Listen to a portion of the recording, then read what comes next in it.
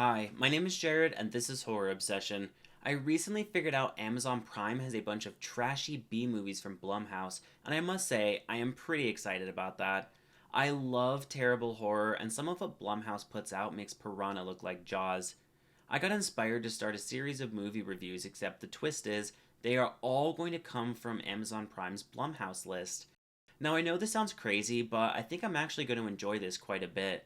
I got started by picking the very first recommendation from Amazon, a movie called Bingo Hell. We are not going to speculate what it says about me that my top Blumhouse recommendation is a story of an old, cantankerous woman playing bingo, so let's just jump into the review, shall we? Bingo Hell is what you would get if you cross the chaotic editing of natural born killers with the schlocky nonsense of killer clowns from outer space. For some of you, this might sound intriguing, but I can assure you now, it isn't. The movie is written from the perspective of Lupita, an unlikable old woman who does things like purposely bump into people to get them to spill their coffee on themselves because she doesn't like gentrification or something. Honestly, looking at this town, it could use a little gentrification. There's people in Siberia that, if offered to swap houses with the people here, would be like, nah, I'm good. So the town is called Oak Springs, and apparently it's mostly old people who live there.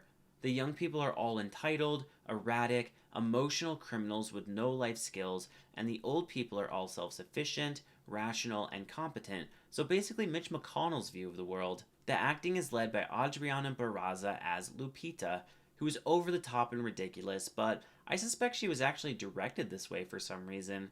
I'm guessing that because Gigi Saul Guerrero is the writer, director, and actress in the film, and she acts pretty histrionic, so maybe she thought it would be charming or something? I don't know. Maybe it's supposed to be satire. If you've seen this movie for some reason, hit me up and let me know if you think they're supposed to be serious, because it's hurting my head to think about it now. So anyway, the plot. The town is a total shithole, but Lupita thinks it is fine because her and her friends play low stakes bingo every once in a while. They are right here! Goddamn right! Come on up, Moses, and claim your prize! You have won one free haircut! When suddenly, a mysterious man with meth mouth opens a new bingo place called Mr. Big Money Bingo. Or maybe it's Mr. Big's Bingo, I don't know. I do know that I don't care. The local town folk flock there, and none of them find it at all suspicious that his business plans to charge no entry fee and give away huge prizes like the 10 grand he gives away on opening night.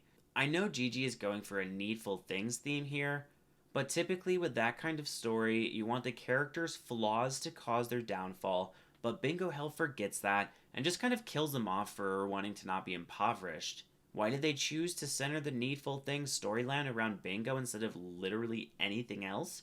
I don't know, but I do know they realized bingo was boring as fuck because whenever they do a bingo scene, they just cut to the end so we don't have to watch any of it.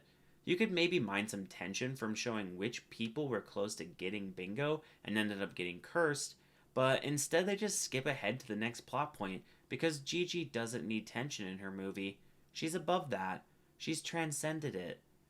Bingo Hell ends eventually, and the best thing I can say about the movie is they don't bother stretching it out to 90 minutes and release me from my bondage after a cool 84-minute runtime. Do you have 84 minutes of your life you want to spend watching people get killed for playing bingo? I cannot possibly recommend Bingo Hell enough then.